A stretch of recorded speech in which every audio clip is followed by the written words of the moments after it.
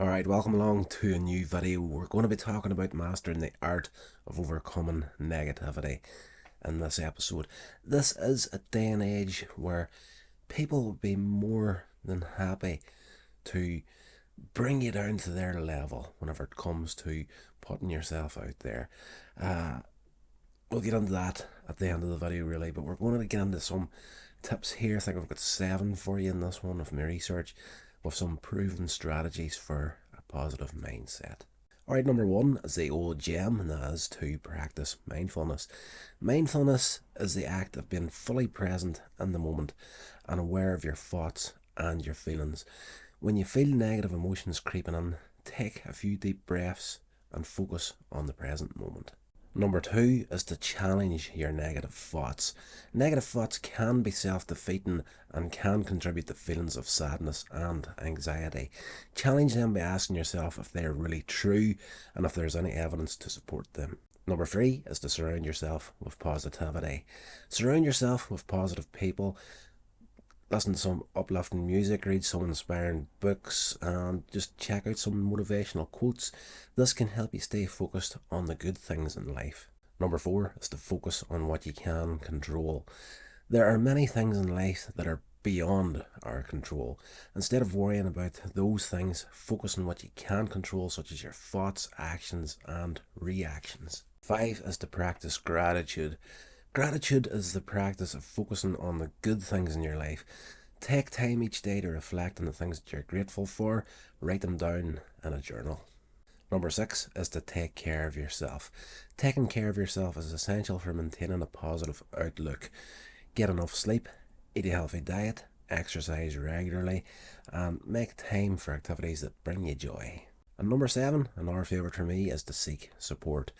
When you're feeling overwhelmed by negativity, don't be afraid to seek support from friends, family, or a mental health professional. Talking to someone can help you gain perspective and find new ways to cope. So there's some tips on how to overcome negativity. It's all, again, in nearly every video I make recently, it's all really common sense stuff at the end of the day. You need to get good at it these days. To go back to what I was starting to say at the beginning of the video, these days people are more than happy to surf the net in a bad mood, come across some random stranger on the internet like myself and get into the comments and start giving them grief. It happens not so much these days, I have to say. Now my channels at the moment are pretty drama free. I hope I haven't scudded myself by saying that, but yes, it's something that it happens. It's part of the game. People will take their own negativity out on the people around them, and it's very, very simple for most people to do it in an online environment. The keyboard warrior, let's just say, they are always going to be a thing that you have to deal with online. Yes, but you just have to think to yourself, what these people are doing to you online is no reflection on you whatsoever. It says everything about them, it doesn't say anything about you. These people don't know you in the slightest, and they're just acting out on something that's going on in their own life. Perhaps they're in a relationship where a partner has cheated on them. They're going through a breakup, a divorce, whatever it may be. They might have just lost their job. There's a multitude of things that can put a person into the mindset of, okay, I'm going to go and just take it out on someone. It's very easy to pull your smartphone out of your pocket and leave a negative comment. So yeah, just detach yourself from it. If it happens to you, it's not you, it's them. People do come at you, and it'll always be a physical attribute of the person that they're watching on screen. One of the weirdest ones I got a negative comment for was, there is a mole on my neck. I think it was that one right there. Some guy took a real dislike to me having a mole on my neck, and got into the comments and went to town on it. And even me, I'm just like, well, commented back, of course. Most people will tell you to leave a negative comment. Don't engage with these people. And I agree with that to a certain extent, but I have found, having been doing this for quite a while now, that it's almost more effective to take the fun out of it altogether for them. And it can be something as simple as, and this one seems to work quite a bit for me.